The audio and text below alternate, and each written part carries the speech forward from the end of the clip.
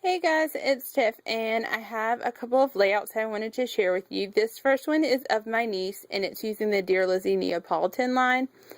So up top, I have cut out the Polaroids that came at the top of one of the pieces from that line, and just kind of strung some twine across it to mimic a banner, and then added a butterfly using my Martha Stewart punch with an enamel dot on that. And then I matted the photos on this aqua color paper and used some, or actually it's more like a minty color, but anyways, and I used some thickers that look pretty similar to spell Easter, and then did princess in some, can't remember if those are basic gray or lily bee, but you know, smaller alpha.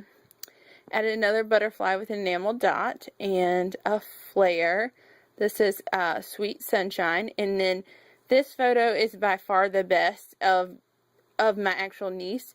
So I matted that on some gray and white cardstock. And these two are more showing off her hair bow that she's wearing, because I made it for her for Easter, per her mom's request. And it was actually the first time I'd ever made something like that, because she's the first girl in the family as far as grandkids. So it was a lot of fun, and hopefully I'm going to make her some more.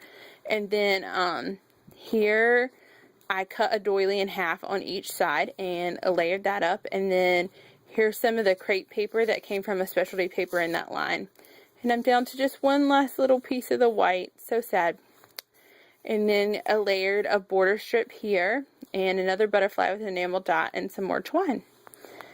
So that is my layout of my niece, and I really like how it turned out. I love that I got 3 photos on here and a good amount of journaling up at the top. So then this is my next layout, and it's titled The Graduates. It is my brother and Jess on their graduation day, and I used McCall glitter blue thickers for that. And I use my American Crafts Slick Writer to journal. I use 3 basic pattern papers, this floral, this polka dot, and the stripe one that the photos are matted on. And I like that the paper line is masculine colors, but because I use the floral, I feel like this is still kind of a fancy looking layout without being too girly. And I used some enamel dots here on this piece of washi here, and then up at the top added some more washi there and a couple of label stickers up at the top.